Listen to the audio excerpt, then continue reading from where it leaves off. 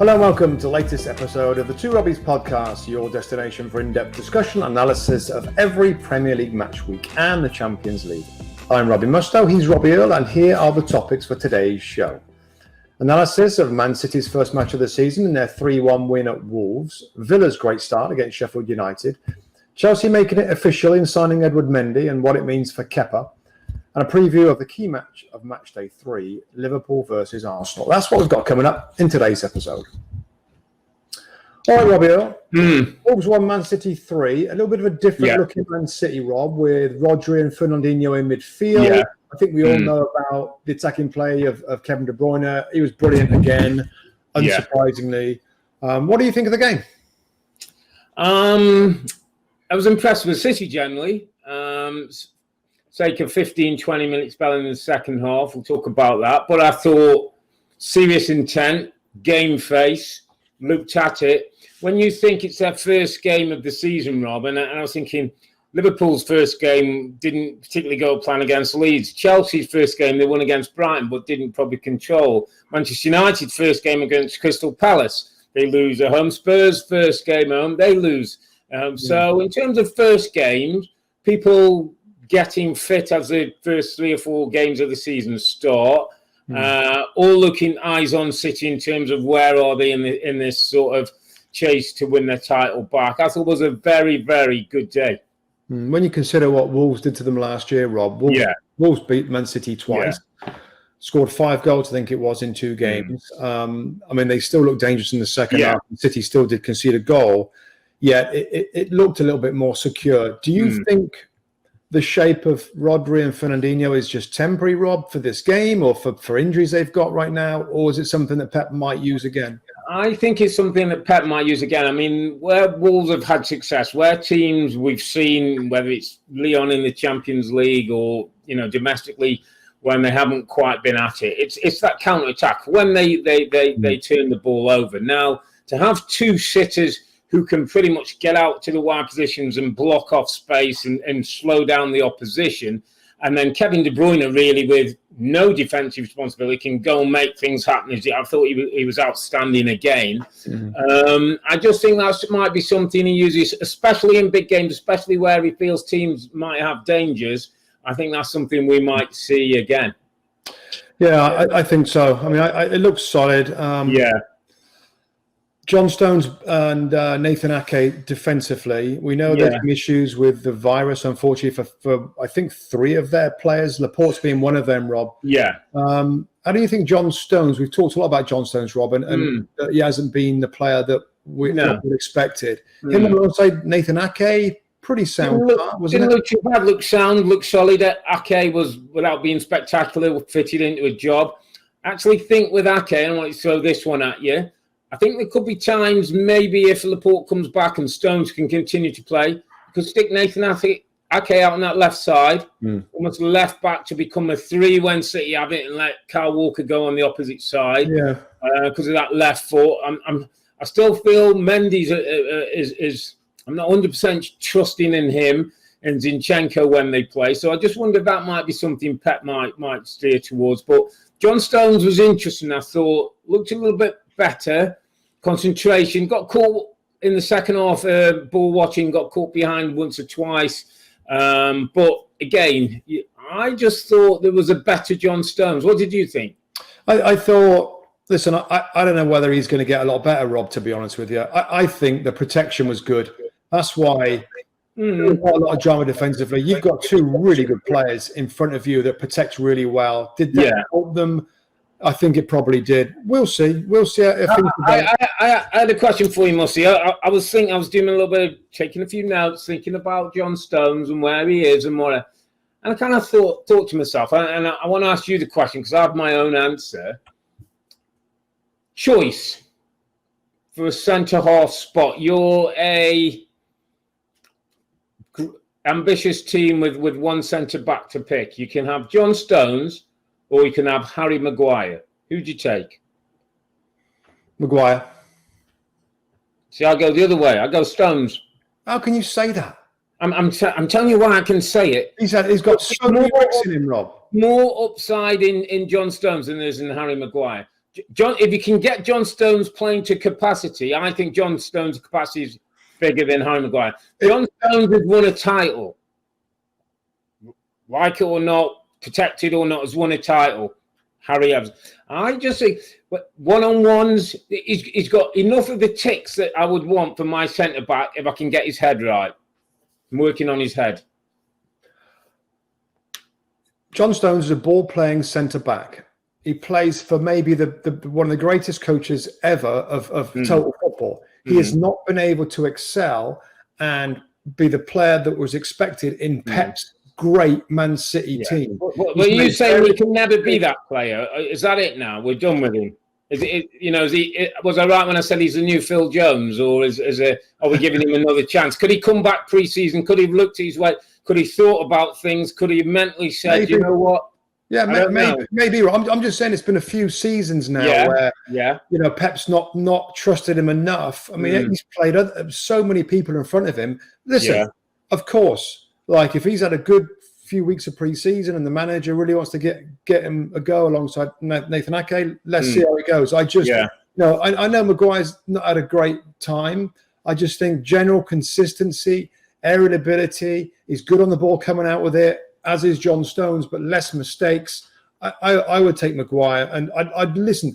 John Stones, when you look at him, Rob, he's flipping over 6 feet tall. He's brilliant. He's got it all, isn't he? He's got it all. Everything. He's got everything. And when you talk about upside, I agree with that. But where has the upside? Is there any more upside? There should be upside, but it doesn't feel like he's fulfilled it. But interesting. Chuck that one in early on, haven't you? Yeah, just get cat amongst the pigeons. Let's liven this thing up. But in terms of City, Phil Foden, Rob, came in and looks. I heard somebody say, so I'm not going to nick the line, but I heard somebody saying that what Phil Foden will give you is the football. He's not going to quite be David Silva, or certainly, that's what he's got to aspire to. But he will bring you goals. He'll be a bit more hungrier for goals than maybe David Silva was. He wants to go and finish as well. I mean, his return's been good. I saw in 33 starts he's had for City. Been involved in 22 goals, scoring 12 and assisting in 10. So he likes to get in the box and finish as well, which I like about him. Yeah, and maybe that's why Pep, he played him kind of higher in this position. He played him as one of the front three, Rob, not in the midfield, the right-hand side, and it was kind of where he played against Wolves. Just on the other side, so I think you make a good point there, and I think that's something that City and Pep demands off his attacking players. They get involved and a little bit different to David Silva. Another player that's always in the goals and brilliant player. Is he a little off, Raheem Sterling? Is he a little off, Rob? I suppose if we're talking of the very high standards that he's now set himself at the things, you would say yes. Now again, how much football has he had? How fit he is? All that stuff that we can say about players. A bit like I would say Trent Alexander-Arnold was off the first time I saw him at Leeds, and one or two others. I think we've got to give him a little bit of space. Marcus Rashford didn't quite look good to play until, he scored a goal in the League Cup last night, which I think will do him good. I think it might take a week or two, Rob, before we can start sort of saying where players are at.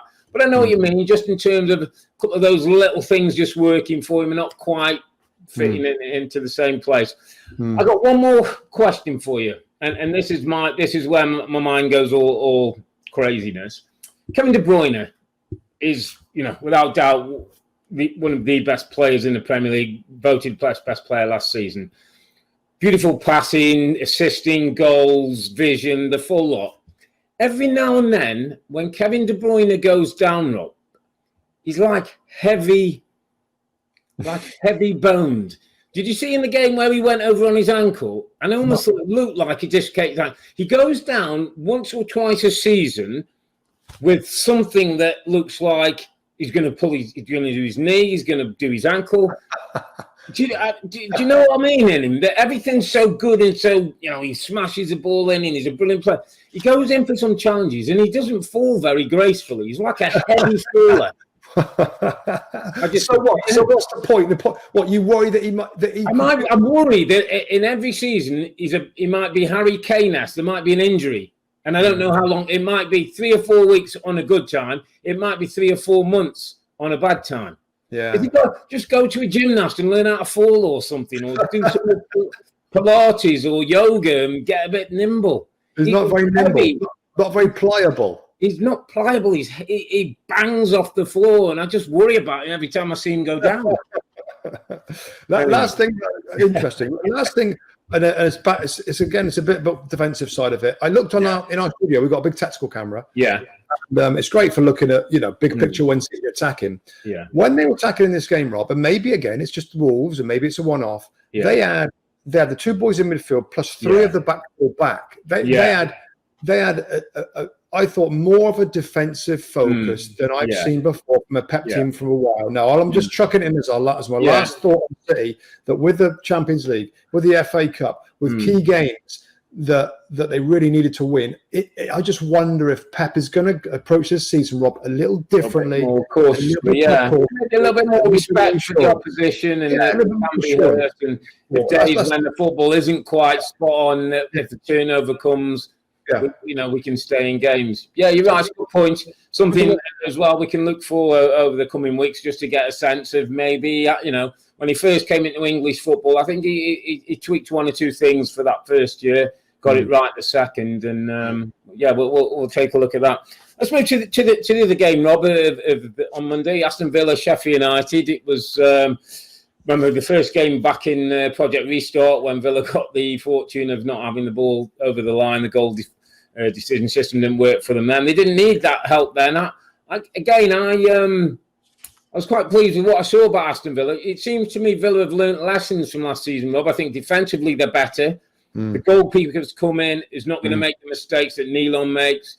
Probably, in terms of Pepe Reina wasn't quite on top of his game for a number of times. I think with Konsa and Mings, these are sort of back three there that gives you a good base. I quite like what I see from Villa. Yeah, me too. I think we saw from the restart, Rob, definitely defensively, much better. Not the big numbers of goals conceded that was for the first 2/3 of the season. I see Tara Mings just signed a new contract, Rob. I like Matty Cash, the new fullback. He's going to get forward, swing. Target solid, don't they? Yeah. They've made signings.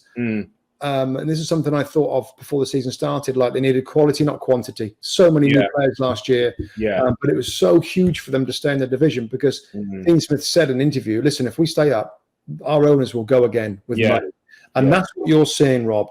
Ollie Watkins, of course, is going to be such a key, important player, and whether he can score in the Premier League. I mean, Traore is another player that will probably play on the right hand side, give threat to Trezeguet and Al Ghazi, I think, from that right hand side. Grealish has signed a new contract. They're developing, and to be honest, they're spending their way to safety and to, of course, it won't be easy, but I'm just getting a better feeling. The goalkeeper makes a penalty save. Good keeper. Good business, that is. Yeah, I kind of like what they did and like what they're doing in the transfer market. I think as well that the spirit of the football club, I think when they come through the playoffs a couple of years ago, when they stay up last season on the last day, I think that draws you together. And Dean Smith, like I say, with the right additions, can build something that, listen, 16th, 15th, 16th will be good enough this year to go again, like a Burnley have, and teams have done, have stayed up, Southampton's have, and go again. So, looking good for Villa. Any worries for Sheffield United, Rob? Not quite the start from them that we would have wanted. Two defeats, no goals scored. Again, I think we talked about it in our preview of the season. Goals is an issue for this team. Last season, they were 9th in the league, scored 39 goals, conceded 39 goals. I mean, you can't if your top scorer's got 6 goals, Lise Mustoe, and I think it was Ollie McBurney, you've got a bit of a problem. You've got to find somebody who can get you goals again. And, McGoldrick and Ollie Burke up front don't fill you with that much hope. The only thing I would say, Rob, it's really early yet for Ollie Burke. I know the situation with the swap deal and that Chris Wilder wanted more pace up front. I thought he looked pretty lively. I thought he is lightning quick. But, he's only 23. I kind of like it for them. I like it. They just had a bit of bad luck. The John Egan red card. That was a key thing, actually.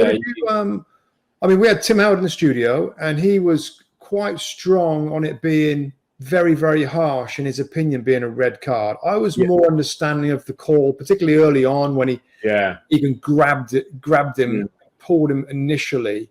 It was Watkins, wasn't it? He pulled at Ollie Watkins. Oh, Watkins, it was Egan and Watkins. They kind of wrestled for the ball, didn't they? Down the side. Did you think it was a foul? Not as strong. I mean, I thought it was harsh. I have to say, I agreed with you. I thought it was a little harsh. I thought they were sort of both at it. And I know it was instigated by Egan, but it was as it was going through. I thought it's a big call. And then I thought Chris Wilder made a couple of good points. Like, okay, if the referee gives it, shouldn't he go? Couldn't he go onto the monitor to just add another look to be sure? Isn't that what we're talking about now in those situations? No, we're not. On a red card because it can't be re-refereed. Yeah, well, I think what people will start to get a bit confused with, we got to remember, Rob, what VAR is going to do. VAR, clear and obvious error. Yeah, but couldn't they have said to me that was he'd made an error? The red card's an error. Yeah, but was it a clear and obvious error, Rob? It wasn't. Come on, it wasn't a clear and obvious error. Depends on your interpretation. Yeah. I'm not sure. Yeah, so that's what you've got to decide if you're the VAR. Yeah. You want to stop it from getting his ear and say, listen, we think that's an error. Go and take a look at it. And they didn't. I tend to agree with that. But, you know, the fact that we're both kind of... Yeah. I just thought if he goes across, sees it again, and then gives a red, I'd have been happier. To have done it just off what he saw, sometimes, you know, you look, you think, and you give the card, and then I just thought he could have given himself a moment and reaffirmed his decision or not. Now, whether that's VAR they've not felt it's clear and obvious, then that's why he's not looked. Yeah, I thought it was clear and obvious enough to ask him to have a look. If I was doing VAR. Yeah, well, that's what they got to decide, Rob. If they feel like, you know, it was Graham Scott, I think it was. Mike Dean was the VAR. Yeah. It was Graham Scott. If he's got to make a call, he makes a call, and then Mike Dean's got to be like, have a look at it again, like, you know what? Nah, it's not. Or he's got to get in his ear and say, Graham, you got to look at that. I think it's a big error. Yeah.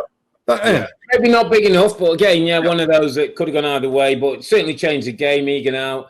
He's going to miss, obviously, the next game. Yeah. Against Leeds, isn't it? Sheffield United, Leeds, massive game for them. Yeah. But Sheffield United, I'm sure they'll be all right. Chris Wilder will get them ticking along, and I think it'll be okay. I think there's nothing in that squad and about them to get things going. Should we just get a bit of news and notes in before we wrap this one up?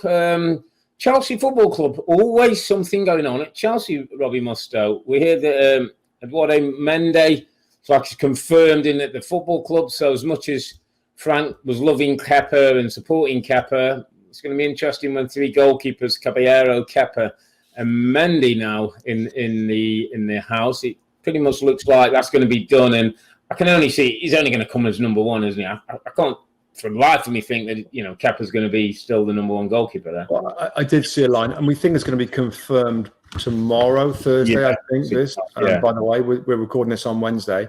I did see a line from the club, or sort of saying that Kepa is the number one. He's there to challenge the number one. So it's the official line. But I think we all know he's going to be the number one. He's going to go straight into the team. They need him in the team. They can't afford these silly errors and drop him more points. So I think, he'll go straight into the team. It's something that Frank Lampard wanted. Mendy apparently was picked with Petacek's or his he looked over these goalkeepers, and the approval was for Mendy. So that's something that will make them better, Rob, as well. And just thinking of the of Chelsea, Barnsley in the League Cup, just finished. Kai Havertz, hat trick. Welcome to Chelsea. I don't know, it's only Barnsley. And by the way, kind of needed something just to kickstart him, and with all the fees and the players, and people sort of saying, I haven't seen much. Yes, it was Barnsley. Yes, it's a League Cup, but that'll do him a bit of good, a bit of confidence, some nice interplay with Tammy Abraham and a couple of goals, and he'll be better for that. That's where the cup competition sometimes, even though they're big clubs and whether it's your priority or not, sometimes it's good to get a game under your belt to score those goals. And do him absolutely no harm. As you say, welcome to Chelsea Football Club. How long do you think? So we all know what Chelsea have got now, and they've got you know. Yeah. Play tonight, didn't he? Had a run out as well. Yeah, they got a lot of new players. Yeah. How long? Tell the Chelsea fans, Rob. How long will it take for Frank to settle on his best 11? Because he's got a lot of sorting out to do. I mean, it could take weeks. Even like when it all starts to feel like it fits into place, and I'm going to go honestly, and what I totally believe where Frank is. It might take a season, Rob. It might take a season to work it all out. Jeez, that's a long time, isn't it? Yeah, I know people will say 10, 15, 20 games, but I'm saying it might be different combinations, different things. You think something's working, you don't. Yes, you want it to work, and yes, 15 games in, 20 games in, you're wanting to know what his best team when we're playing certain teams. But I don't know, different systems now, different ways of playing. You know, it's 4-3-3, 4-2-3-1, 3 at the back. I just think that might take him a little while. It might take this season for it all come together, for him to think it through, and that right now we're ready to go. Now, I know you're none, and people will say it's got to be quicker, and maybe Chelsea will expect it to be quicker, but these players, Rob, who don't settle in the Premier League, these players who come into this league, it takes them a year or two to settle. Yeah, I know it does. Some players do. I mean, I thought your answer would be something like, or what my answer would be something like 4, 5, 6 weeks. Would you? What, he'll know his best 11? Yeah, well, I mean, listen, minus a player that really is uncomfortable and doesn't settle, whoever that might be, if there is one. But let's just talk that through a moment. So, like a Pulisic, okay, we think he's probably in the starting 11 now. If he plays 2 or 3 weeks, you know, and Ziyech's around and Hudson-Odoi might be back and Mount and you're saying stick with that Pulisic, he's your guy because that's where he's going. I would have thought that's going to rotate a few times. But somebody like Christian Pulisic, it isn't his best spot on that left side of a third. It's not easy, Rob. You know, no, absolutely. Field and stuff can be different kind of, and that's what I'm saying. Kind of 4 to 6 weeks to figure out what he's got that utilizes their abilities the most. This is the system that's going to be. It's a good question. It's a good point. So, but I don't think in his head. Do you think in his head he's got the system nailed down to what he wants? I still don't think he knows how to use whether Kante's in or out of his best 11. Whether it's Jorginho sitting with a Kovacic and another, or it's a Kante in there to help win the ball back. And I think it might be horses for courses. Yeah, it might be, but horses for courses kind of suggests that each week the team's going to change, Rob. I can't think of many brilliant teams. It doesn't happen at Liverpool who've won a title. It doesn't particularly happen at City. You kind of know who the best 10 or 11 are going to be. That's what I think Frank's got to work out, Rob. I still think in his formative years as a Premier League manager, those are things he's got to work out. And he's also got to work that defence out, because we continue to talk about things going forward. He's got to find a defence that he knows he can rely on that ain't going to give cheap goals away. Yeah, and then from there, you organise your midfield in terms of protection and get a solid base. I just final thing on me, I just think when he's lining up all these players, don't you think he's got a flipping bit of paper and he's writing out, cool, we'll have him from there and he'll go there. I think he'll have an idealistic way, Robbie. I would love to see these players fit together. Of course, 4 to 6 weeks to figure out who's settled, how that looks. Right, actually, it wasn't as good as I thought it was going to be, and maybe Werner's better on the left, or maybe have. So I know there's some tweaking to do, but I wouldn't expect it to take all season long for him to kind of pin down the best kind of team. I mean, they got to finish top 4 again. They did it last year. He can't. You know, it's been a bit of a shaky start, to be honest with you. When you look at the results, and well beaten by Liverpool, and shaky versus Brighton, they won, but wasn't. So of course, I don't expect it to be great, but there's some good players, young players that he must be excited about how to try and design his team. Yeah, it's going to be fascinating to watch. You know, he's got the players this year. He's got plenty to choose from. It might be deciding who's in, most importantly, who's out to get things right. Just a little bit more news before we talk about the big game of the weekend, mate. Just this sort of the latest COVID-19 test that we saw yesterday before the League Cup game for West Ham against Hull. We saw David Moyes, Issa Diop and Josh Cullen have all tested positive. Night before, there was a number of Leyton Orient players who tested positive. That game was postponed. We're yet to see when that one's going to be played. There's just a little worry that it seems to be creeping back into the game, Rob, into those bubbles that we've had very few positive tests, been, brilliant protocols and lots of safety. Is there a worry that it could start to creep in and we get some games cancelled? Yeah, it is a worry. We know in the UK that there's a proper spike going on. Yeah. So I think today there was a record number of new cases, and now testing has been improved, but there's a bit of a worry there. I just think, Rob, all the players have been away on international duty, and they've get them back at home, get them back into that routine of training ground. They get tested. Is it once a week now? I think it might. Whatever, they're going to have to do more testing if it starts to pick up a little bit. But I hope not. My goodness, I hope not. I think Spurs, by the way, Rob, I was just reading earlier. Yeah. I think Spurs are going to go through on that. I think Leyton Orient are they? It's almost impossible to reschedule the game or something. Yeah, that's going to be the problem with the season, isn't it? So condensed. If there's nowhere to fit games in. Yeah. And I was reading just an article before coming that David Moyes is doing everything that he can because he wants to get his hands on his team for the big game at the weekend because, they can ill afford another defeat. And he's got to be at home, hasn't he? Yeah, I know. He's got to be 10 days isolation, I believe, and then he's got to be retested before he's allowed back in to the thing. So, yeah, it's a difficult one. And we also heard this week as well that the news has been pushed back that there'll be no fans in stadiums. We're hoping from October the 1st that might be the start of some fans getting there and we can fill that up. It's probably looking like the turn of next year before we're going to see the fans returning to the stadium, as you say, which is disappointing. But obviously we want everybody to be safe, stay healthy and get this kind of spike down, and hopefully we can get back to fans being back in the stadium.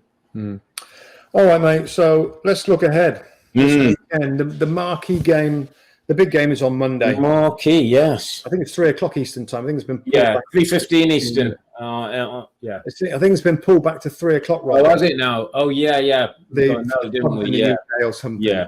Liverpool versus Arsenal. I mean, I tell you what, Arsenal have looked really good, Rob. I think we've agreed on that. They've got shape, it's look different, spirit, and a defensive setup that makes this super interesting because I think whoever Liverpool play, Arsenal have got a game plan for it because we've seen it in big games where they can sit back and soak up a little bit of pressure and play on a counter attack. They can also be proactive.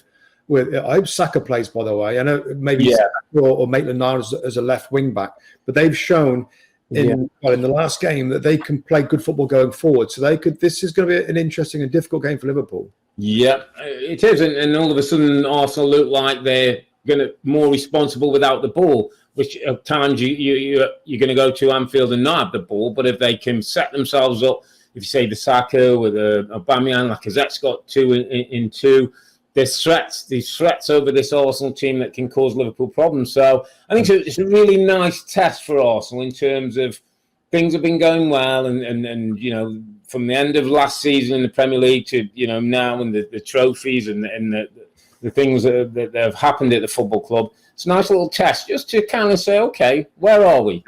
Where are we on this road? Yeah, and it's interesting, Rob, isn't it? The front three. Yeah, we always seem to compare. Yeah, it will. We always seem to compare it back to Liverpool's front three, don't we? William, Lacazette, and Aubameyang, Mo Salah, Firmino, Sadio Mane. Yeah. I think Liverpool's front three edge it on terms of but production and goals and everything else. But still, Arsenal have made big strides there.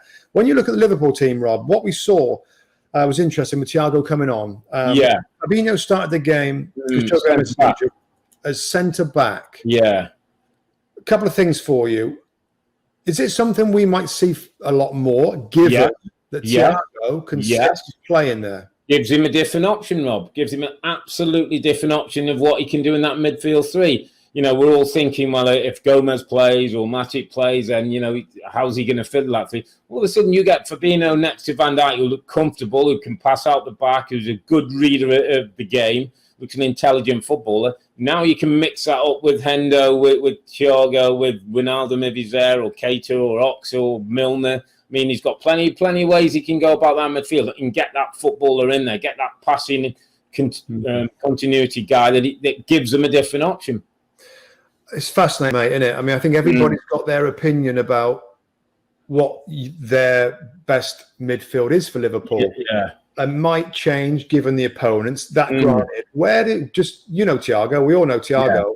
And we saw him come on, against Chelsea and made a million passes. And we're going to do I'm going to do a little analysis of Thiago in terms of what he might do, or where he might play in this Liverpool team going forward. Yeah. How do you see that shape, Robbie? Assuming, by the way, and actually, well, no, not assuming they're going to play 4-3-3. If you see something different or think something different, how best do you utilise Thiago in this Liverpool team?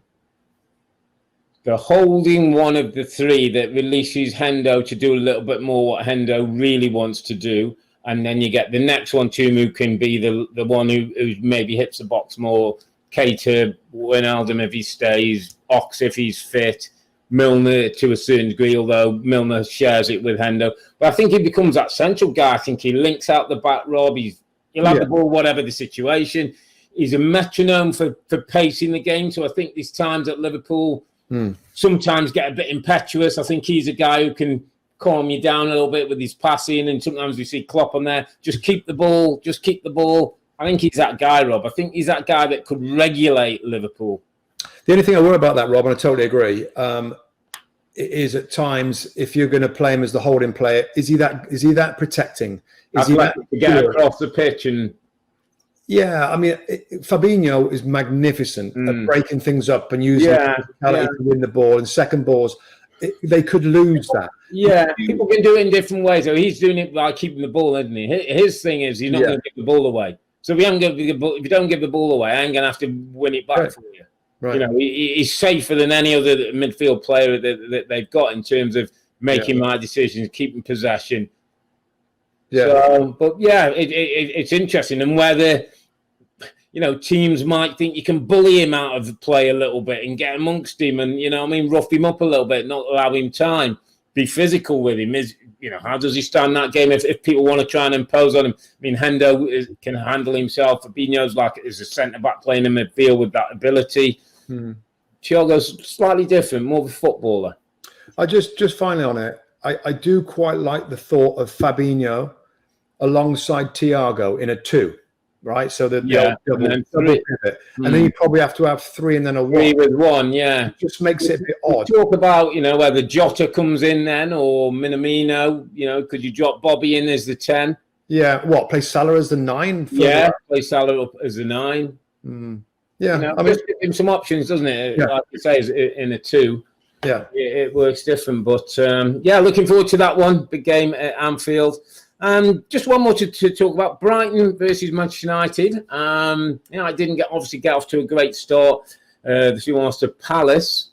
Brighton, who played well against Chelsea and then beat Stam, I think it was at the weekend, 3-0. Newcastle, sorry, 3-0. Neil Maupay scored 2, assisted in 1. And we've talked a lot about Graham Potter's team. I mean, I wouldn't say looking forward to Manchester United coming down, but I think they'll be ready for the challenge, Brighton. It's a shame in some ways, Rob, because Yves Bissouma would be suspended for the kick out, the kind of accent. Yeah. So he's going to be suspended, and they have been so good, him alongside Alzate. Yeah. Brighton have the possibility of embarrassing United, Rob, with the ball.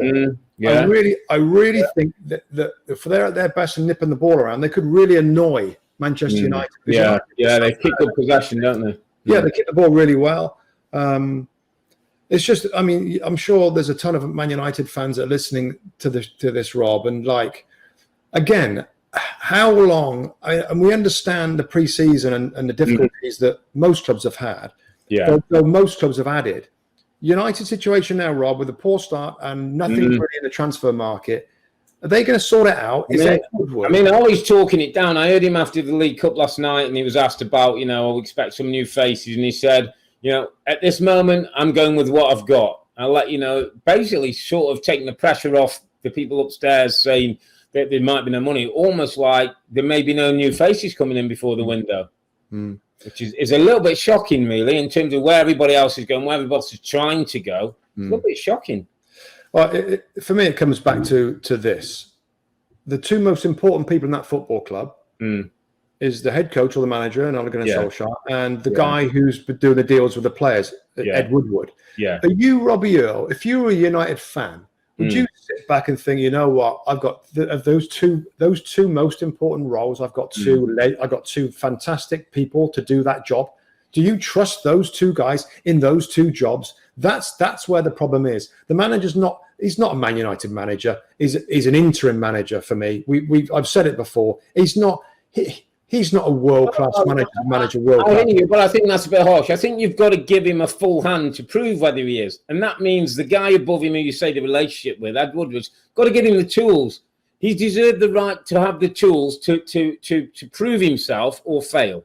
And he will give him the tools. But if you don't give him the relevant players to at least be on par with the other teams who've strengthened, how can you say he's not a manager? He's an interim manager. Of course he's an interim manager because he can't go into the same battle as the other guys because he's not got the armoury. It was interesting last night. He put on the 3 subs in the League Cup game against Luton. They were 1-0 up, and then on came Fernandes, on came Rashford, and on came Greenwood with 10 or 15 minutes to go. He got a goal. Greenwood got a goal. Rashford got a goal, and they won the game 3 in the end. And it was almost like you felt they both players needed the goal. Felt both players kind of need to loosen up and get going. But there's so much expectancy on players, and I think I said in the pod before that Marcus Rashford could have 17 goals or 7 goals. Mason Greenwood could have 20 goals or 6 goals. We really don't know. We've seen one season for maybe Rashford, where we've seen the numbers go up, we've seen the productivity. But are we convinced that these guys can do it? Well, doesn't that come down to Ole Gunnar Solskjaer's kind of trust in these players, Rob, that these young players will step up and be the 20 goals? Yeah, he has got averages, but they also need some other players to help them, to assist them, to push them, to add competition that the other teams have got. I mean, you can't tell me Diogo Jota wouldn't have been interested to go to Manchester United if he's available. Whether he's the right player or not is up for debate. But I'm talking, there's people around on the market who would have aided Manchester United's challenge at this stage. And you might say, well, they can't get the Sanchos of the world for 100 million. Go and buy somebody for 25. Go and get Callum Wilson.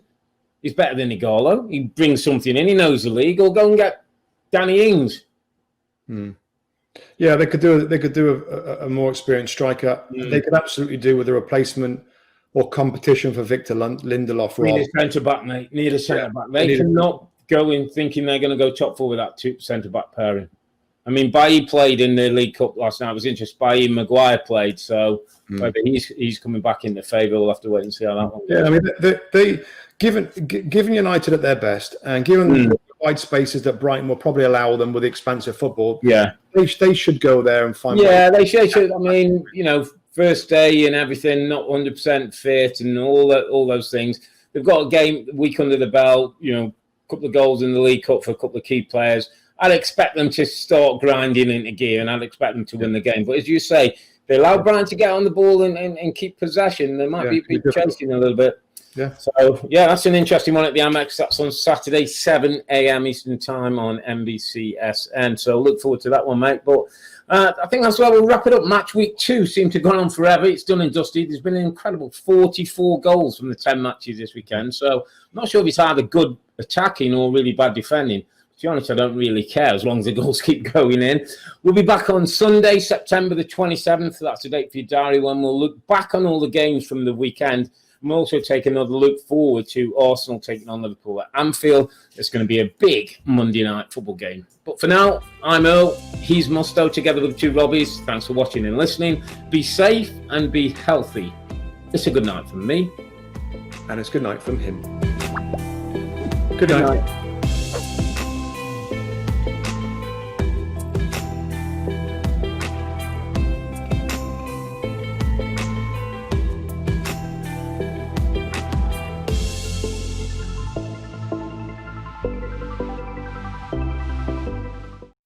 Hi there, I'm Rebecca Lowe. Make sure you subscribe to watch highlights all season long and always join us every weekend at 7 a.m. on NBCSN for Premier League mornings. Plus, make sure you subscribe to Peacock Premium as well, where you can watch exclusively live 175 games and same-day on-demand replays of all 380 Premier League matches as well.